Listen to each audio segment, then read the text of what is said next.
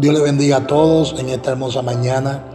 La paz de Dios esté posando sobre tu vida de una manera poderosa y especial.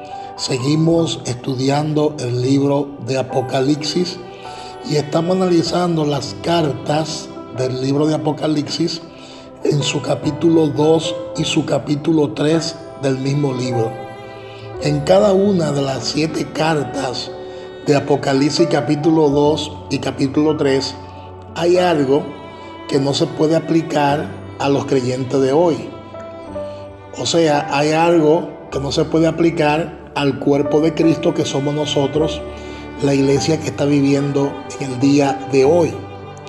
Por esto sabemos que la aplicación doctrinal tiene que tratar de otra dispensación y no de la época nuestra. Es decir, estas iglesias en Apocalipsis son congregaciones de los creyentes que se quedaron después de nuestro arrebatamiento. O sea, hay una parte de la carta de este libro de Apocalipsis que se está refiriendo específicamente a las congregaciones de creyentes que se van a quedar después de nuestro arrebatamiento. O sea, una vez nosotros seamos levantados, una vez nosotros seamos arrebatados, hay una parte de personas que se van a quedar aquí en la tierra. Entonces, estas cartas del libro de Apocalipsis, en su capítulo 2 y en su capítulo 3, tiene una aplicación para esas congregaciones, para esos creyentes que se quedarán después que nosotros seamos arrebatados. Es por eso que vamos a leer lo que la palabra de Dios establece, hablando el apóstol Pablo en segunda de Tesalonicenses capítulo 2, versículo 7 en adelante. Segunda de Tesalonicenses capítulo 2, versículo 7 en adelante, la palabra dice de la siguiente manera: porque ya está en acción el misterio de la iniquidad, solo que hay quien al presente lo detiene, hasta que él a su vez se ha quitado de en medio. Y entonces se manifestará aquel inicuo, a quien el Señor matará con el espíritu de su boca y destruirá con el resplandor de su venida. Inicuo cuyo advenimiento es por obra de Satanás, con gran poder y señales y prodigios mentirosos, y con todo engaño de iniquidad para los que se pierden, por cuanto no recibieron el amor de la verdad, por cuanto no recibieron el amor de la verdad para ser salvos. Por esto Dios les envía un poder engañoso para que crean la mentira. Escuche bien, por esto Dios les envía un poder engañoso para que crean la mentira, a fin de que sean condenados todos los que no creyeron a la verdad, sino que se complacieron en la injusticia. O sea, esto va a pasar después que nosotros como creyentes seamos arrebatados, después que la iglesia de hoy sea arrebatado. Esto va a pasar después de nuestro arrebatamiento. Puede ser que haya mucha confusión por un poco de tiempo, pero el anticristo saldrá con otra mentira para explicar nuestra ausencia, y dice la palabra que Dios enviará un poder engañoso para que todos la crean. En otras palabras, después que nosotros seamos arrebatados, el anticristo buscará la forma de cómo justificar o explicar nuestro arrebatamiento. Quizás algunos dirán, bueno, fueron arrebatados o llevados a otro lugar por seres extraterrestres, por los ovnis. Otros se inventarán otras cosas.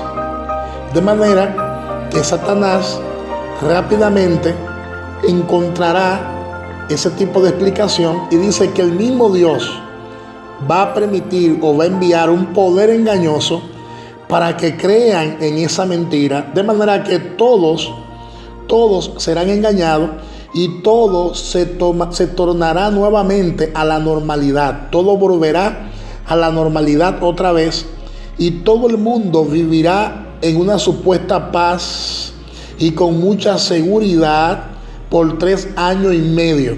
Dice que habrá paz y seguridad, entre comillas, por 3 años y medio. Entonces veamos lo que Dios dice a los creyentes de aquel tiempo. Eso es lo que vamos a ver en este estudio.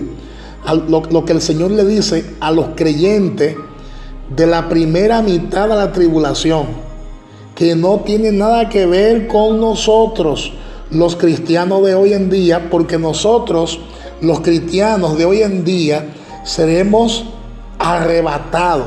Entonces, esta palabra es específicamente para los creyentes que se queden después que nosotros seamos arrebatados. Entonces vamos a analizar cada carta del libro de Apocalipsis desde esa perspectiva.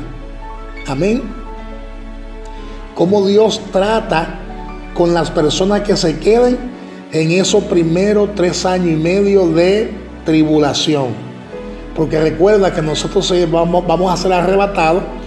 Vamos a ser arrebatados y después que seamos arrebatados, entonces entramos al tribunal de Cristo, que es un tribunal donde seremos premiados, y luego de ahí entramos a las bodas del Cordero, que durará 7 años. O sea, vamos a durar 7 años en el cielo.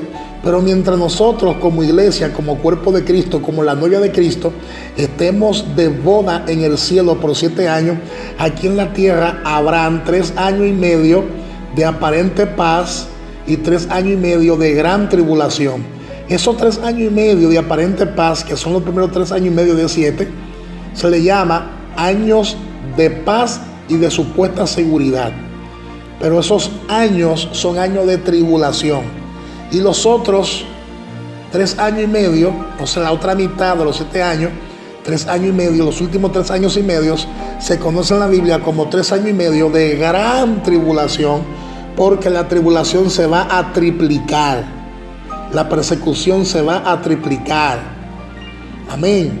Entonces vamos a analizar cada carta que el Señor le escribe a cada una de las iglesias que vivirán en ese tiempo de tribulación y de gran tribulación. Desde esas perspectivas vamos a analizar en los próximos audios las cartas del libro de Apocalipsis, desde esa perspectiva.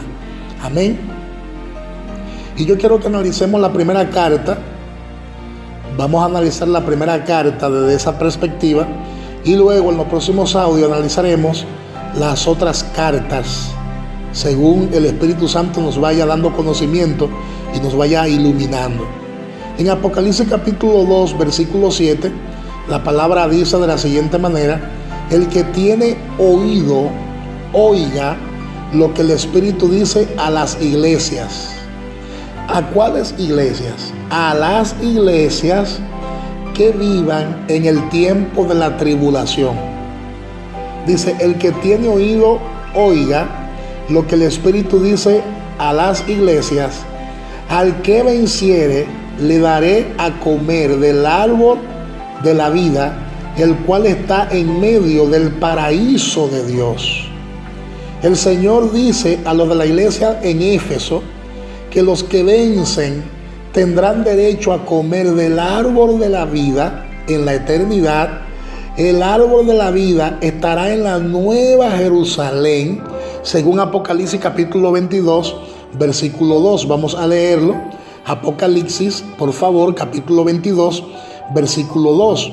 La palabra dice: en medio de la calle de la ciudad y a uno y a otro lado del río estaba el árbol de la vida. Nota, el árbol de la vida, que produce 12 frutos, dando cada mes su fruto, y las hojas del árbol eran para la sanidad de las naciones.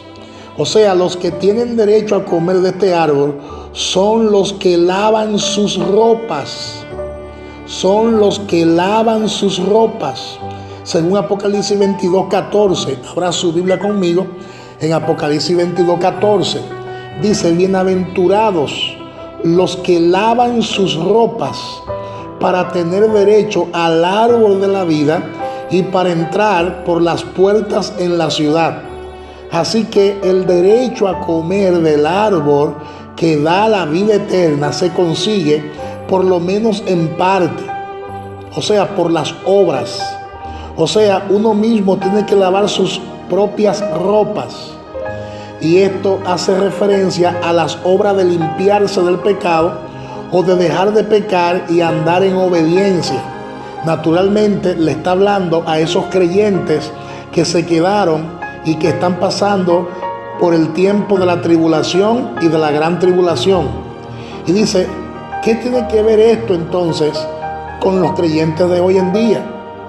¿Qué tiene que ver esto con los cristianos de hoy? ¿Qué tiene que ver aquel árbol de vida con los cristianos o con los miembros de la iglesia o con los miembros del cuerpo de Cristo hoy? ¿Cómo es que alguien hoy en día recibe la salvación y la vida eterna? ¿Cómo es? ¿No es acaso recibiendo a Cristo como Señor y como Salvador? De manera que nosotros no tenemos que comer del árbol de la vida. Y de hecho nunca comeremos de él porque tenemos la vida eterna en Cristo Jesús, porque la hemos recibido mediante la gracia. Hemos recibido a Jesús y su salvación por medio de la gracia. Sin embargo, ellos sí tienen que esforzarse, ellos sí tienen que perseverar, ellos sí tienen que lavar sus propias ropas para poder comer del árbol de la vida y tener acceso a la vida eterna. O sea, esos creyentes que se queden durante el tiempo de tribulación, ellos tendrán que lavar sus propias ropas y tendrán que pagar el precio para poder tener acceso a comer de ese árbol de la vida y así alcanzar la vida eterna. Nosotros no como iglesia, porque ya tenemos la vida eterna. Entonces, la palabra dice, para reforzar esto que le estoy explicando en Efesios capítulo 2, versículo 8 y versículo 9, porque por gracias sois salvos por medio de la fe, y esto no es de vosotros, pues es don de Dios, no por obras, para que nadie se gloríe. Nosotros recibiremos cuerpos eternos. Nosotros recibiremos cuerpos que vivirán por la eternidad, y lo vamos a recibir en el arrebatamiento, no cuando comamos del árbol de la vida. De manera que esta escritura no se refiere a nosotros, no se refiere a lo que vamos a ser arrebatados, no se refiere a la iglesia de hoy, porque nosotros vamos a recibir un cuerpo glorificado en el arrebatamiento. En un abrir y cerrar de ojos, nuestro cuerpo mortal será absorbido por la inmortalidad, y por lo tanto, no tenemos que comer del árbol de la vida, porque ya tenemos la vida eterna. Vamos a ver qué dice Romanos capítulo 13, versículo 11, donde también nos habla acerca de la salvación y de los cuerpos que vamos a recibir en el momento en que seamos arrebatados. Romanos 13, 11, por favor. Abra su Biblia conmigo en Romanos 13, 11. La palabra dice, y esto, conociendo el tiempo, que es ya hora de levantarnos del sueño, porque ahora está más cerca